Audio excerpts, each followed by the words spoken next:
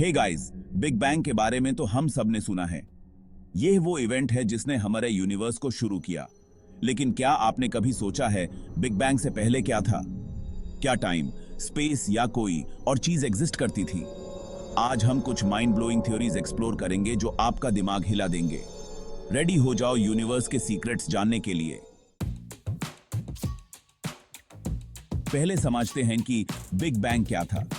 ये वो मोमेंट था अराउंड 13.8 बिलियन साल पहले, जब एक इन्फिनिटेसिमली छोटे पॉइंट से पूरा यूनिवर्स एक्सपैंड होने लगा। इस एक पॉइंट को सिंगुलैरिटी कहते हैं। इसमें यूनिवर्स की प्योर एनर्जी कंप्रेस्ड थी और फिर हुआ सडन एक्सपेंशन।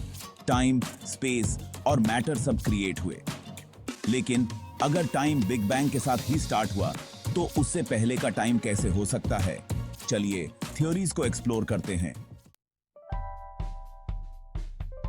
एक पॉपुलर थ्योरी कहती है कि बिग बैंग से पहले टाइम एग्जिस्ट ही नहीं करता था।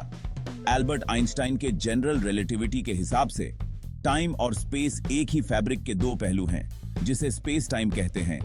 मतलब अगर स्पेस और टाइम बिग बैंग के साथ ही शुरू हुए तो पहले का कोई मतलब ही नहीं बनता।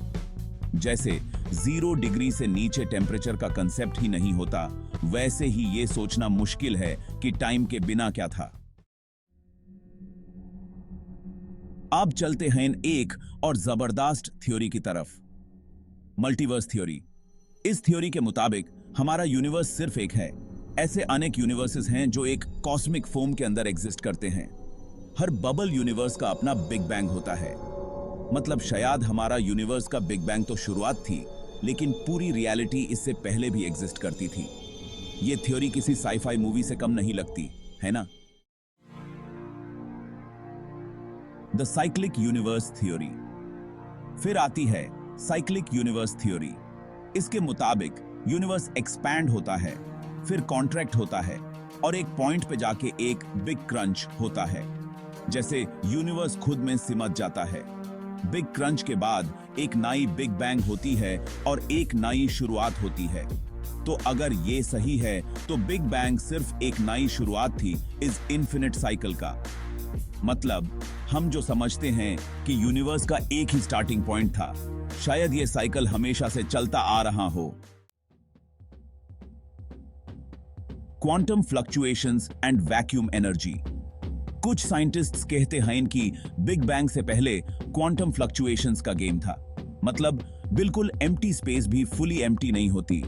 वैक्यूम एनर्जी से छोटे छोटे पार्टिकल्स बन रहे थे और शायद इन्हीं फ्लक्चुएशंस ने बिग बैंग को ट्रिगर किया। ये कॉन्सेप्ट समझना मुश्किल है, लेकिन इससे यह समझ आता है कि शायद कुछ तो था इस यूनिवर्स के पहले भी, बस हम उसे डायरेक्टली मेजर नहीं कर सकते।